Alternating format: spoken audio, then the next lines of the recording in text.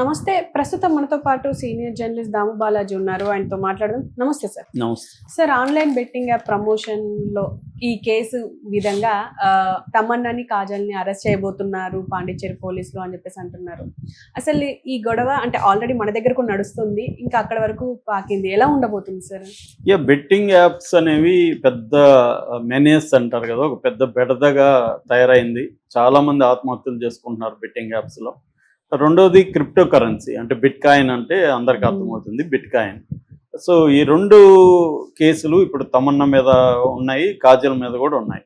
అంటే ఏంటి కారణం అంటే హెచ్పిజెడ్ టోకెన్ అనే ఒక బిట్ కాయిన్, హెచ్పిజెడ్ టోకెన్ అనే బిట్ కాయిన్ వాళ్ళు 2022లో క్రిప్టో కరెన్సీ ఆఫీస్ ఓపెన్ చేశారు కోయంబత్తూరులో. దానికి తమన్నా వెళ్ళి ప్రమోట్ చేసింది దాన్ని. వాళ్ళు ఏం చేశారంటే రోజు కాదు 57,000 ఒక్కసారిగా కడితే రోజుకి 4,000 ఇస్తాం అని చెప్పారు. దాంతో జనం విరగబడి కట్టారు. ఎన్ని కోట్లు అంటే దాదాపు 2,40,00,000 10 రోజుల్లో కలెక్ట్ చేశారు. కానీ ఒక 2 రోజులు ఇచ్చేసి ఆపేశారు, డబ్బు రాలేదు. సో వీళ్ళందరూ లాస్ అయ్యారు. అలా లాస్ అయిన వాళ్ళు కొంతమంది కంప్లైంట్లు ఇచ్చారు. సో ముఖ్యంగా పాండిచ్చేరిలో అశోక్ అనే ఒక రిటైర్డ్ పర్సన్ కంప్లైంట్ ఈమె మీద కూడా ఇచ్చాడు. నేను ఈమెను చూసే, ఈమె ఉంది కాబట్టి ఇది జునైన్ అనుకొని నేను చేరాను, కాబట్టి నాకు ఈమె రెస్పాన్సిబుల్, వాళ్ళు ఎవరో కూడా నాకు తెలియదు, ఆ కంపెనీ ఎవరో నాకు తెలియదు, ఈమె చెప్పింది కాబట్టి ఒక తమన్నా చెప్పిందంటే ఇది కరెక్ట్గానే ఉంటుంది అని నేను నమ్మి చేశాను అని చెప్పి ఆయన కంప్లైంట్ ఇచ్చాడు. సో దాంతో ఈడీ ఎంటర్ అయింది. ఈడీ గతంలో కూడా విచారించింది, ఇప్పుడు కూడా విచారించబోతుంది. ఇప్పుడు ఆమెను అరెస్ట్ చేయబోయేది ఈడీ కాదు, పాండిచ్చేరి పోలీసులు. ఎందుకంటే తనకు పాండిచ్చేరిలో కేసు పెట్టాడు కాబట్టి పాండిచ్చేరి పోలీసులు ఈరోజు విచారణకు రమ్మని ఆమెను పిలిచారు. దాంతోపాటు కాజల్ ఏంటంటే ఇదే సంస్థ మన మహాబలిపురంలో ఒక స్టార్ హోటల్లో మీటింగ్ పెడితే దానికి ఆమె వచ్చి దీన్ని స్పాన్సర్ చేసింది కాజల్. మామూలుగా వాళ్ళు ఎందుకు చేస్తారు? పబ్లిక్ని ఇన్ఫ్లుయెన్స్ చేయడానికి. ఇప్పుడు మామూలుగా రియల్ ఎస్టేట్ ఉంటే కూడా ఫలాని చోట ఫలాని హీరో కొన్నాడో, డైరెక్టర్ కొన్నారో ప్లాట్ అని చెప్తారు. మనకి ఎందుకు చెప్తారంటే వాళ్ళు అక్కడ కొన్నారంటే ఇది జునైన్ ఉంటుంది, ఫలాని వాళ్ళు రాజమౌళి ప్లాట్ ఉందని చెప్తారు. మనకి ఒక రాజమౌళి ఉందంటే జునైన్ ఉంటుందేమో అని మనం అనుకుంటాం. వీళ్ళు అందుకనే కొంతమందికి తక్కువ రేట్లకి ఇచ్చేస్తారు అనమాట. 30% రేటుకో ప్లాట్లు ఇచ్చేస్తారు. వీళ్ళు కూడా తక్కువకు వస్తుందని కొనేసుకుంటారు. ఎవరు ఈ ఆర్టిస్టులు కావచ్చు, హీరోలు కావచ్చు. ఇదొక స్కామ్ అనమాట. అలాగా ఈమె వెళ్ళి ప్రచారం చేస్తుంది. రెండవది ఫెయిర్ ప్లే బెట్టింగ్ యాప్ అనే దానికి కూడా ఈమె ప్రచారం చేసింది. ఈ ఫెయిర్ ప్లే బెట్టింగ్ యాప్లో గౌహతిలో బిట్ కాయిన్ ఇది బెట్టింగ్ చేయడానికి కోసం మహారాష్ట్రలో కేసు ఉంది, గౌహతిలో కేసు ఉంది. ఈ మీద చాలా కేసులు అయితే ఈ మీదకి వెళ్ళాయి. సో ఇది బేసిక్ అనమాట. అంటే మనం ఈ సందర్భంగా నేను చెప్పాలనుకున్నది ఏమంటే బిట్ కాయిన్ బెట్టింగ్ యాప్ల గురించి అందరికి తెలిసే చేస్తారనుకోండి. బిట్ కాయిన్ మీద చాలామందికి అసలు క్రిప్టో కరెన్సీ కానీ బిట్ కాయిన్ కానీ ఇండియాలో లీగలా, దాన్ని మనం కొనడం వల్ల ఉపయోగం ఉందా అనేది చాలామందికి తెలియదు. నేను కూడా పర్సనల్గా చాలామంది ఫ్రెండ్స్ని చూస్తున్నాను, మనకి చెప్పరు, రహస్యంగా పెట్టుకుంటారు. ఎప్పుడూ అనుకోకుండా లీక్ అయినప్పుడు అవునవును చేస్తున్నాను అని చెప్తారు. ఎందుకంటే వాళ్ళకి భయం అనమాట, చెప్తే వీళ్ళు తిడతారేమో అని. అందుకని రహస్యంగా ఎవడో చెప్పుంటాడో వాళ్ళ ఫ్రెండ్ పెడుతున్నా అని.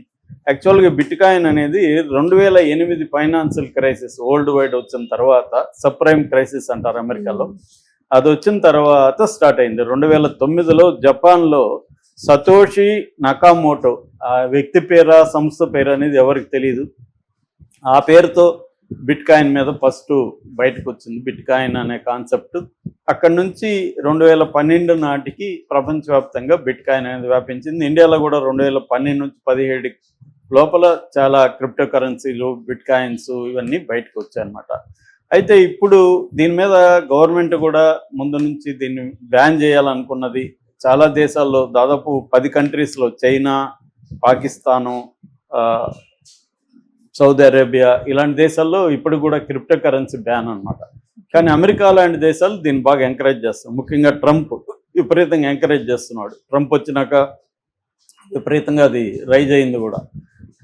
సో మన దేశంలో కూడా దాదాపు $1,00,000 పైన బిట్కాయిన్ క్రిప్టో కరెన్సీలో పెట్టుబడులు పెడుతున్నారు. ఎందుకంటే మన దేశంలో ఏమైందంటే COVID-19 తర్వాత విపరీతంగా డిమాట్ అకౌంట్స్ పెరిగాయి. దాదాపు ఇప్పటికీ 16 కోట్ల డిమాట్స్ అకౌంట్స్ ఉన్నాయి. బ్యాంక్ అకౌంట్స్ అయితే 300 కోట్ల బ్యాంక్ అకౌంట్స్ ఉన్నాయి. అంటే ముఖ్యంగా 3 అంశాలు మోడర్న్ దీంట్లో ఈ స్టాక్ మార్కెట్లోకి జనం రావడానికి ఉపయోగపడ్డాయి. ఒకటి ఆధార్ ఏంటంటే లీగల్ ఐడెంటిటీ కార్డు ఆధార్ అనేది. రెండవది జనధన్ అకౌంట్స్, ఇవి ఎకనామిక్ ఐడెంటిటీ ఇచ్చింది. మూడవది mobile phone, smart phone, detail identity. So legal identity, economic identity, detail identity 3. దీన్ని జామ్ ట్రినిటీ అంటారు. జామ్ ట్రినిటీ అంటే జే అంటే జనధన్ అకౌంట్స్, ఏ అంటే ఆధారు, ఎం అంటే మొబైల్. ఈ 3 కలిసి ఏమైందంటే ముఖ్యంగా స్త్రీలు పెద్ద ఎత్తున ఇవాళ చూస్తే బ్యాంక్ అకౌంట్స్లో స్త్రీలు ఎక్కువ ఉన్నాయి ఇండియాలో. స్త్రీలు పెద్ద ఎత్తున రావడం, స్త్రీలు ఎకనామీలోకి రావడం, ఇది పాజిటివ్ అంశాలు కూడా చాలా వచ్చాయి దీనివల్ల. ఎందుకంటే స్త్రీలకి ఎంప్లాయ్మెంట్ పెరిగింది, స్త్రీలు ఇండిపెండెంట్గా చిన్న చిన్న వ్యాపారాలు చేసుకోవడం ఇవన్నీ కూడా పెరిగాయి, లైవ్లీహుడ్లు పెరిగాయి. అంతవరకు బాగానే ఉంది. కానీ వీళ్ళే కొంత డబ్బులు సరిపోవట్లేదు, మనం ఏదన్నా చేసి దీన్ని పెంచాలనే దీంతో ఎక్కువ భాగం క్రిప్టో కరెన్సీలకి స్త్రీలే ఎంటర్ అవుతున్నారు. హౌస్ వైఫ్స్ వీళ్ళకి ఎందుకంటే వీళ్ళకి స్టడీ చేసే అంత నాలెడ్జ్ కానీ దీని పట్ల ఉండదు. ఎవరో చెప్తారు, friend of the friend something, ఆమె చేసిందంట ₹1,00,000 పెట్టిందంట, డైలీ ఎంత వస్తుంది ఇన్కమ్ అని. సో వీళ్ళు ఏం చేస్తున్నారంటే బ్యాంకుల్లో వీళ్ళకి అకౌంట్స్ అవన్నీ ఉన్నాయి కాబట్టి బ్యాంకుల్లో పర్సనల్ లోన్ ఎలాగో ప్రైవేటు బ్యాంకులు పిలిచిస్తుంటాయి కాబట్టి వీళ్ళ దగ్గర బ్యాంకు లోన్లు తీసుకోవడం లేదా అప్పులు తీసుకోవడం, క్రిప్టో కరెన్సీలో పెట్టడం. యాక్చువల్గా ఏంటంటే క్రిప్టో కరెన్సీని ఇండియా లీగల్గా గుర్తించిందా లేదా అనే కన్ఫ్యూజన్ అయితే ఇప్పటికీ ఉంది. కానీ క్రిప్టో కరెన్సీ ఎక్స్చేంజెస్కి మాత్రం ఒక మెథడ్ అయితే పెట్టింది. అది ఏంటంటే FIU అంటారు, ఫైనాన్షియల్ ఇంటెలిజెంట్ యూనిట్ అని ఒక సంస్థను పెట్టింది సెంట్రల్ గవర్నమెంట్.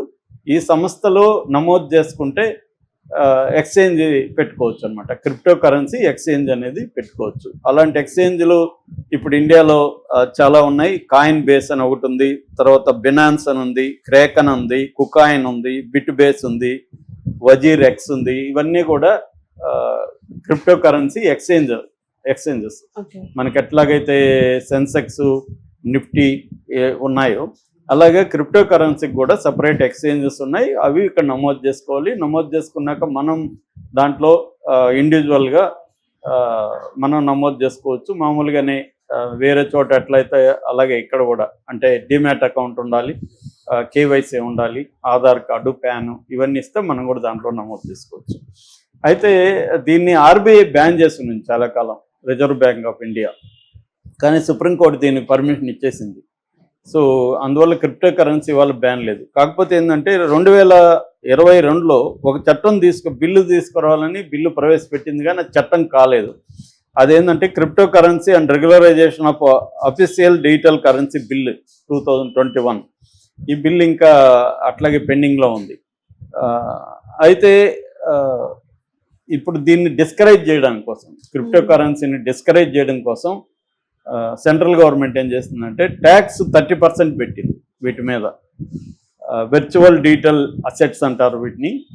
దాని కింద 30% ట్యాక్స్ ప్లస్ 1% TDS కూడా పెట్టింది అనమాట. సో ఎందుకంటే డిస్కరేజ్ చేయాలని. కానీ వీళ్ళు ఎవరు డిస్కరేజ్ అవ్వట్లేదు. ఎవ్రీ డే పెరుగుతుంది. ముఖ్యంగా స్మాల్ టౌన్స్లలో విపరీతంగా క్రిప్టో కరెన్సీ బిట్ కాయిన్లో ఇన్వెస్ట్ చేస్తున్నారు. ముఖ్యంగా దీంట్లో ఏంటంటే 2 రకాల ఉంటాయి. బేసిక్గా ఒకటేమో క్రిప్టో కరెన్సీలో బల్క్గా 1 lakh, 2 lakhs డబ్బులు పెట్టేసుకోవడం. వాడు డైలీ కొంత డబ్బులు నేను ఇందాక చెప్పినట్టుగా వేస్తూ ఉంటాడు అన్నమాట. That is one thing. రెండోది సిప్ అంటారు, SIP. ఇదేంటంటే మంత్లీ ₹100 నుంచి కూడా ఉన్నాయి కొన్ని. సో ఇది కొంతమందికి నిజంగా కూడా హెల్ప్ అవుతుందని కూడా చెప్తున్నారు. అంటే ముఖ్యంగా చదువుకుంటున్న అమ్మాయిలు రోజు ₹100 వేసుకుంటే అలాగా కొంతకాలం తర్వాత వాళ్ళకి హయ్యర్ ఎడ్యుకేషన్కి పనికొస్తుంది అన్నమాట. అలాగా దీంట్లో ఇప్పుడు ఇది ఈజీ చేశారు, యాప్లు వచ్చేసాయి స్మార్ట్ ఫోన్లలో. ఆ యాప్ల్లో బ్యాంకు నుంచి మనకి డబ్బులు దాంట్లోకి వెళ్ళిపోతాయి, వాలెట్ ఇస్తాడు, ఆ వాలెట్లోకి వెళ్ళిపోతాయి, ఆ వాలెట్లో ఇది చేయడం. కాకపోతే ఏంటంటే క్రిప్టో కరెన్సీని మిగతా దాని మీదలాగా ఎక్స్చేంజ్ చేసుకోకూడదు ఎక్కడ, డీటెయిల్ కరెన్సీ లాగా. ఓన్లీ ఇన్వెస్ట్మెంట్ పర్పసే ఉంది.